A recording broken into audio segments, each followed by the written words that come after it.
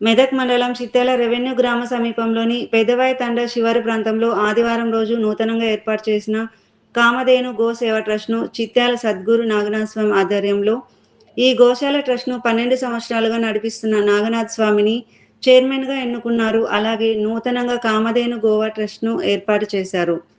ఈ నూతన కమిటీ అధ్యక్షులు చోళ రామ్ చరణ్, ఉపాధ్యక్షులు పూల మల్లేశం, ప్రధాన కార్యదర్శి ఒంటరి రాజేందర్ రెడ్డి, సంయుక్త కార్యదర్శి పట్లూరి రామ్రెడ్డి, కార్యదర్శి నోముల వెంకటలక్ష్మి, కార్యవర్గ సభ్యులతో సహా అందరి పెద్దల సమక్షంలో నూతన కమిటీని ఏర్పాటు చేసుకోవడం జరిగింది.